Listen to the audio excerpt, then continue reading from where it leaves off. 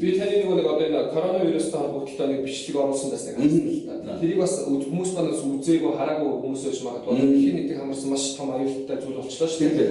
Тэгэхээр энэний нэг цаад гаруулны ер нь нэг одоо хүмүүс бол одоо яг нэг сарсан багийнханаас хүнд халдсан гэж үзээд байна. Тэгэхээр энэ дээр ер нь та ер нь юу гэж уншсан бэ, юу гэж харсан бэ гэдгийг бас дэлгэрэн би бол мэдээж одоо энэ ковид тагсны дараа бол дэлхийн олон нийтийн хэрэгслүүд юу гэж байнга хардаг л да.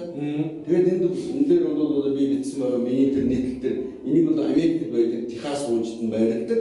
Галистон тэр хотод одоо байдаг энэ био аюулгүйн лабораторид бол Америкийн 12 эрдэм одоо 12 вирус судлаач эрдэмтэд бол тэрэн дээр хятадын 2 вирусын одоо шинжээж Ухаанаас ирсэн 2 шинжээж тэгээд нэг Швейцарын эрдэм ийм 15 хүний одоо бүрэлдэхүүнтэй судалгааны баг ийм вирусыг бол одоо зохион бүтээсэн.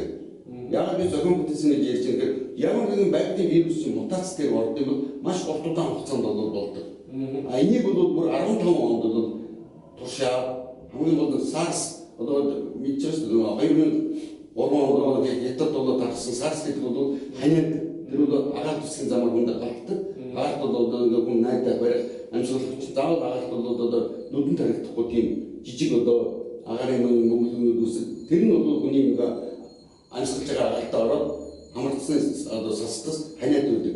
Тэр нь цаашдаа бол ингээд хүний уушигны бол маш хүнд өрөвсөл болгодог. Энийг бол SARS гэдэг. Энэ маш одоо тухайн үедээ бол маш одоо халдвар маш ихтэй тодорхой болсон тийм үү? Нэгдүгээр тэгсэн чинь одоогийн Америкийн одоо SARS вирусын чинь тэр одоо вирусын одоо тэр гол нь бол юутай нөгөө ДНК-тай сасан багахын ас аюултай тийм уушигны сүрс ордог. Энэ хоёрыг бол нийлүүлж маш олон янзаар үзэж нэгдүгээр бол өнөөдөр бол дэлхийд байхгүй одоо идэгдэг үгсүү. Дэлхийд байгаа бол энэ вакцины бусад юмуд бол идэгдэг гэдгийг тогтоосон. Ер нь бол тэд нар бичсэн ба шүү. Энийг бол биологийн зэвсэг гэж бол бид нар яг энэ утгаар нь ялангуяа өнөөдөр бол даяарсан энэ одоо орчин хүмүүс одоо харилцан наашаад маш их явж суудаг зорчтой болсон энэ үед бол энэ вирус маш үр дүнтэй байх юм гэж тэрнээр хэлсэн байна. Тэгэд ер нь бол бид тэрийг үзэж сууж байгаа уншигчтай хандж хэлэхэд болорцог инфо сайт руу ороод тэрэн дотор бол ингээд юу ковидын тухай нийтлэл байгаа шүү. Энэ бол их сурвалжтай байгаа тийм.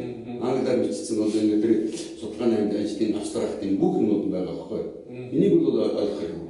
Тэгээд бол хамгийн гол энэтэй зэрэгцүүлээд хятадаас гарсан гэсэн ийм одоо Америкээс гарсан энэ вирусыг хятадаас гарсан вирус мэт бол дэлхийн олон одоо энэ хэлбэрээр зэрэг шугсан учраас хүмүүс одоо оролцоод хятадаас гарсан гэж бодоод байгаа.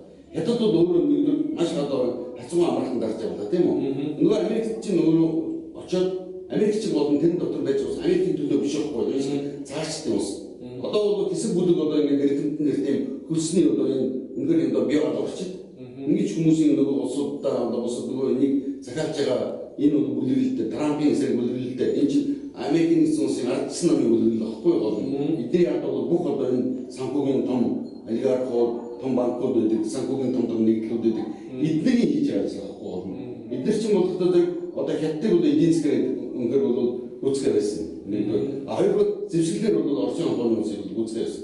Тэр нь бол 30-аад хэдэн онд бол манай одоо халахын голын одоо цэгт болцсон бүх эрчүүдийн 3%-ийг фронт хүч хэмжээг багт нам одоо тэр намнар уудаг усанд нь иддэг одоо маланд нь ингээд дэгдэн юм халтагаад үнэхээр био энэ зэвсгээр бол алсан шүү дээ. Тэр бол яг тухайн үед нөгөө дайны байдлаасан учраас хүмүүстэй бол яг миний одоо чинь эмээгийн одоо хоёр дүүн төрсөн дүүн халахын голын байдлаар хоёр дээр гэж ирэх байхгүй.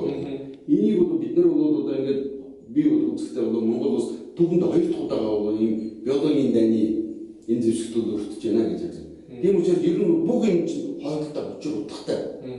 Тэрийг бол хойш ингээд одоо чинь яг хөөгд ингээд судлахад бол бүх юмуд нь байж байгаа. Би нэр энэ зүгээр ингээд ташин гэдэг саяны өнгөрсөн одоо тэр нөгөө халахын голын дайны ойд зориулаад би ном бичсэн л дээ. Тэр маань бол одоо мөнгөний боломжтой учраас одоо хэлэгдээгүй гэж.